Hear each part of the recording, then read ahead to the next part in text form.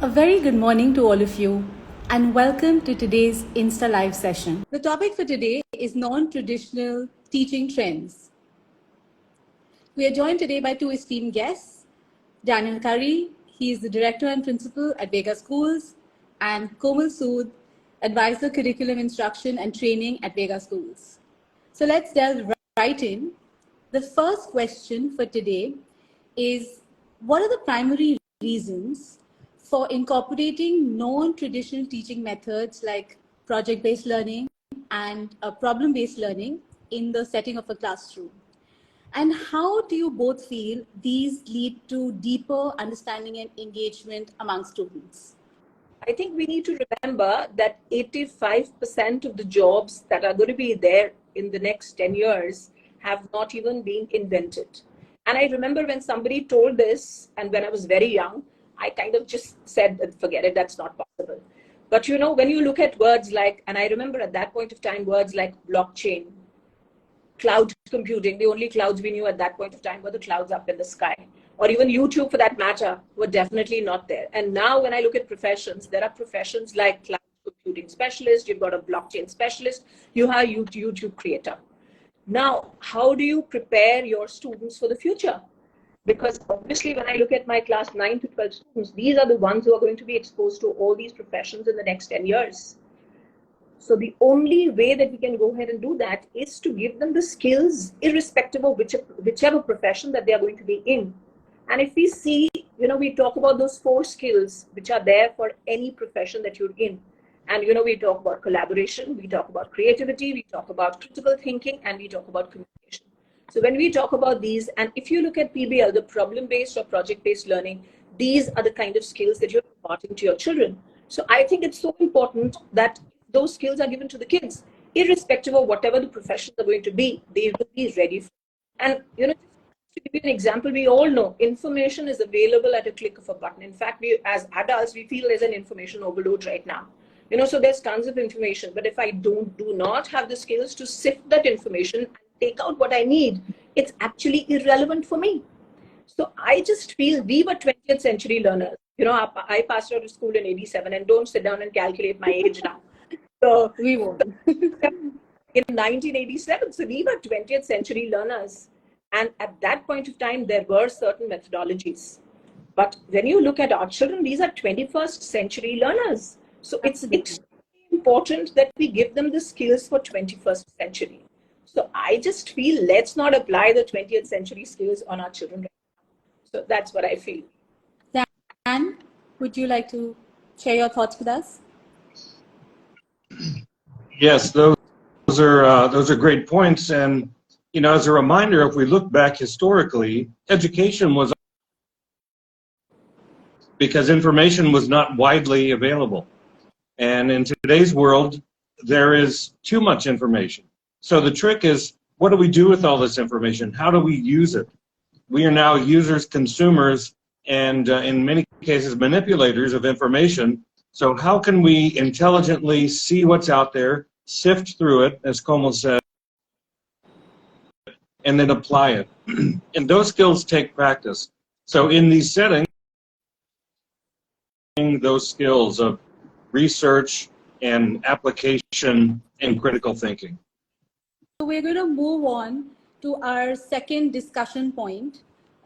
So I wanted to talk about how project-based learning allows students to explore real-world problems. And can you tell us how this works in a classroom setting? I mean, you did talk about that briefly, but a little more, if it's okay. And how can educators use this approach to nurture a passion for learning and also to encourage students to take an active role in engaging with social challenges in today's world? Yes, so at Vega, we do a lot of work in professional development of our teachers. So all the work for these kind of things to happen well in the classroom require talented teachers who spend a lot of time planning. So we give them time to plan. It doesn't just happen organically in the classroom. We have to plan ahead. We're starting with what the children want to learn and what they're interested in. So in that context, they also get a voice. So we may be talking about endangered species or air quality or water quality, because we know if we've planned it well in advance, we know that we'll have opportunities to incorporate all the math standards, the English standards, the science. We can craft those experiences, but at the core, it's students who are interested and over what they're learning. And then the talented teachers come alongside. So, for example, if we're looking at air quality, you can imagine there's lots of math and science that we can incorporate that's age appropriate, that's based on those standards, for them to understand the problem. And as they get older, they get more complex in the math and in the science that they use to solve the problems around them. Komal, could you share your thoughts as well? Completely with Dan, because I would have also said the same thing, where let's identify your projects that are related to real world problems. Because if the moment you do that, obviously the child sees a certain amount of relevance in what he or she is doing. And just taking on from what Dan said, I think it's also important to collaborate with the community, with the NGOs, all these people, because there is tons of learning which is going to happen from them. I'm just going to say two things. One is, I think we need to sustain that engagement, even post the project or post the problem or whatever that we may have solved it, but that connection needs to stay. And the most important thing when we talk about, the passion for learning or whatever is concerned, I think it's extremely important that we create a safe environment for our students where learning is concerned. I just want to tell you an anecdote. My husband and I, we were traveling, we were in Boston, and we happened, as Indians, we are quite fascinated with Harvard, and which happened to be there. So both of us decided we're going to take a trip of the Harvard University. And it was a largish group of predominantly adults. There was only one child. There was one American family, young family with maybe a child who was 9 or 10 years old. And guess who asked, I wouldn't even say maximum number of questions, but who was the only one who asked questions? It was that 10-year-old child. Because even now as an adult, there is a certain element of fear of being judged. What is the other person going to say? Is it going to be a stupid question? Will they look at me like this or whatever? So I think as educators, it's extremely important that you give them that kind of environment, which is they are free to ask as many questions as possible. They are fearless and take decisions, make mistakes or whatever. And I think if educators do that, this is what real life is all about, and there are no second takes or anything else. So I just feel that you're preparing them well for what life has in store for them later. So. Yeah, I completely agree. And I think the fact that our eyelid circles begins with what is the question that we are going to address and solve, I think that's very interesting. And I think that really allows children to take a step-by-step approach to, reaching a conclusion or, so to speak, solving a real world problem. And I think it's also very interesting that the questions come from the students. They are completely involved in the process of what that big burning question is going to be. And when we talk about real world issues, real world problems, NEP 2020 allows for us to, go away from textbook rote learning and actually, allow students to understand their environment in a sort of practical way where they themselves have actually gone through these problems, in a classroom environment, but as a group have participated in issues that may arise later in life. And I think that really does prepare them better and does give them a deeper understanding. As educators, we are absolutely delighted by NEP 2020 because now there is no excuse for you to turn around and say, but no, and even if you look at the CBSE, it is changing. You look at case-based questions. So, and there is nothing that's going to prepare you for them, but you need to have the skill. So as long as you have the skill to be able to answer that, it doesn't matter what case study is going to be. So I just feel with the NEP 2020 coming in and a lot of changes happening even in the CBSE, I think we're preparing our children well if we look at these non-traditional teaching methods. Okay, so let's move on. There is a third discussion point that I wanted to talk to you both about. Experiential learning encourages students to learn hands-on, correct? And in a classroom, can educators integrate this method into different subjects? I just wanted to talk about that a little bit because like our projects do include every subject. We do follow the CBSE curriculum. We do teach English, math, science, languages, etc. So can you talk a little bit about how we do that? Yes, you know, if we're trying to make school real world, if you look at the world around us, none of us experience life in silos. Whatever we do, we're affected by politics and the economy and cultural norms, and everything works together. And so we want our learners to not be isolated and say, today we're going to learn math and only math. Math is only important as it is part of our life and part of how we interact with the world. So we try to create authentic, and I do want to make a point. Komal brought this up about asking questions. We want curiosity. In life, we make mistakes, and we understand that we learn from our mistakes, but we don't want our learners, in traditional settings, you're not allowed to make mistakes. You have to be perfect, things perfectly. So it's not about have you learned and have you had that productive struggle. For us, when we fail, we learn more than when we get it right the first time. So we pull in everything we do. We try to pull in authentic ways that if we look at, for example, air quality, there are social issues and political issues. There are issues about farmers and burning crops. There's issues about government policy. It's more than just studying and understanding what's going on scientifically with particulate matter. So when we try to make our projects as exhaustive as we can and include naturally all the components that work their way in. Our teachers work together across departments as they define and design the project to say, how can I contribute to this project? What things do I do in my subject area, whether it's music or theater, art, sports? What things do I do in my area that have some? And we encourage our teachers to be creative and thinking how they can apply that. So again, that's the real world experience. So we want them to have. When they get in the real world, everything will be very familiar, and they'll have dealt with struggle and with trying to understand complex issues because that's what they've done their entire academic career. So Komal, before we hear your thoughts on this subject, I do want to remind our audience that we will be taking questions at the end. So please feel free to comment below with your questions. Over to you, Komal.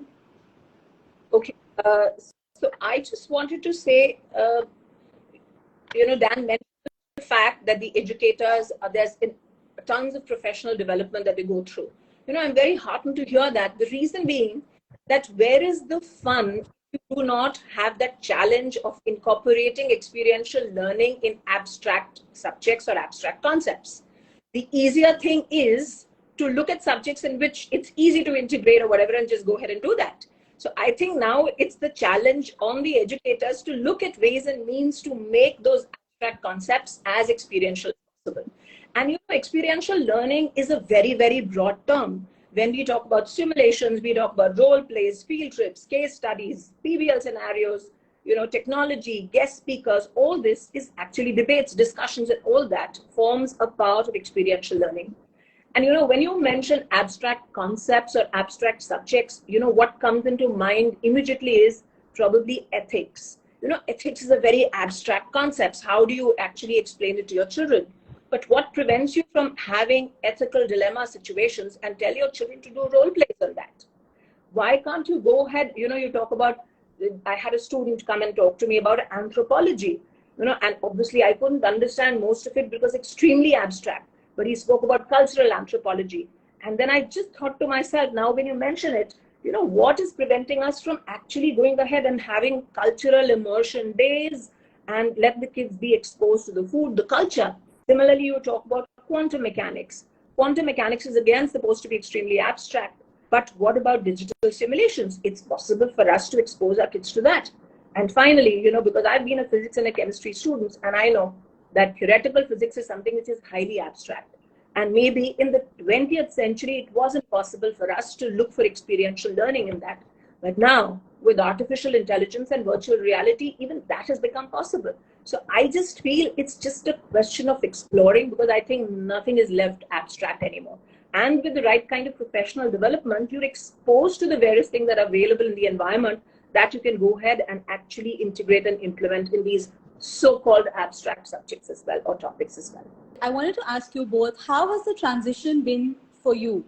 I mean, moving on from all these traditional methods to now, what are your thoughts on this? How do you sort of perceive this in your trainings, as well as, in a classroom settings when you observe kids?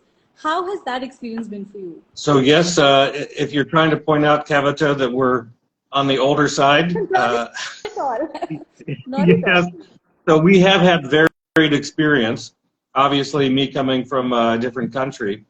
But even in the U.S., that's been the struggle, is how do we transform our education? How do we make it meaningful? And even there have been some bright spots that we've all learned from. And fortunately, we've been able to connect with some of those, like High Tech High in San Diego, with our Global Schools Alliance, because they're doing something awesome and we wanted to learn from them. But that's always the struggle, is how can we create the structure where it's really all about what the students are doing and learning, and less about the teacher being an independent contractor or a lecturer who just walks in, lectures, and leaves, right? It's not about what the teacher's doing, it's about what the students are learning. So what are some of and it's been implemented in various ways, but what I'm pleased about here, since I've been at Vega, is Vega was formed from day one on these principles. So rather than taking an old school and trying to change the culture and transform it, they started from scratch and started that culture from day one. It makes a big Absolutely. new, fresh university graduates. We train them the way that we want them to be trained. It's so much harder to teach us old folks the new ways of doing things. Absolutely, and I think the fact that our grade 10 CBSE result was so amazing, and we had, the kids go so well. It's a testimony to the fact that PBL definitely works, and it is, in terms of non-traditional teaching trends, it's definitely, way up there. Someone said, Neeti said, this is the same thing she wants for her kids. She commented and she said she wants them to be ready for future, and I'm really happy to hear that. Sorry, Komal, may I ask you to tell us a little bit about your experience with the change? So I've been at Vega for the last 1 month, and one thing which stood out for me, or which has stayed with me, is the fun that the kids have in the classroom and the fearlessness with which they ask questions, because that really warms my heart. Because like I mentioned earlier, even as adults, even now, there is this certain element of fear of being judged. Whereas where I look at this bunch of kids who are happy in the classroom because they have a choice, they have a choice. So I just feel with all that, I can definitely see a difference happening. And, just want to add to the fact, when we come down to the educators, sometimes people feel that working with younger teachers is probably easier because maybe there is less amount of unlearning that needs to be done. But, I would disagree in the sense that even the older ones, I think we've been waiting for something like this to happen. And when it is actually happening, I think most of the educators have also embraced it wholeheartedly. And see, at the end of the day, it's the initial planning that the educator needs to do. But in the classroom, she's basically that guide. And we use this word guide on the side, and the actual work is typically done by the students themselves. So if you look at her also, her work, or I wouldn't want to say workload, but her work inside the classroom is definitely reduced, and most of the work is being done by the students themselves. So what is there not to be happy about? Absolutely, absolutely. So there's another question, a comment which said that we understand the new pedagogy and progressive learning in school. NAP 2020 also advocates about the same. But my concern is why still all competitive entrance exams like JEE, NEET are following the old system. This is the question from the audience. So I just want to mention that, you know, one change takes a little bit of time. Did anybody, when we were in college, did we ever expect that something like a CUET is going to come into existence? So I just feel it's just a matter of time that with the NEP 2020 coming in, that there is definitely going to be a change as far as examinations are concerned. It's taken us such a long time to actually bring about that change as far as the education policy is concerned. So I just feel that it's just a matter of time that it's going to percolate. And just something that I wanted to add to most Indian parents, and I'm also one of them, you know, I'm an Indian parent. I think somewhere we do definitely need to look beyond a JE and a NEET exam. In fact, if you look at our children today, ask them how many of them actually want to become engineers or doctors. There are far more, you know, many careers that are available which are far more paying. So I just feel let's not restrict our children. And if you ask them, I don't think that they're going to be looking at, and if they do, that's wonderful. And why shouldn't they look at the JE or the NEET exam or whatever?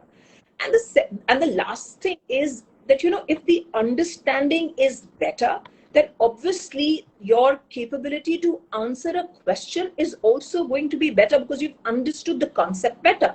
So I just feel that even if it's the conventional method of question answers, but if the understanding is far better, then your success rate in all these exams is also bound to be better. Absolutely. Any last thoughts from you, Dan? No, I think she's nailed it. You know, we do see that things are changing. We've to even the way 10th grade boards are done, and change will happen. So it's a transition. But yes, if the learner understands the material, if they're given a question that doesn't look like a question they've had in the past, they're far more likely to understand it, to interpret it, and to apply what they do know to this. Who has not had the conceptual understanding just says, I haven't seen this question before, I don't know. So learners who are taught to solve problems are far more likely to figure things out on their own, applying what they already know. Absolutely. One last comment and then we'll close today's session. Shankar is asking, from what he understands, there's considerable reliance on quality teachers.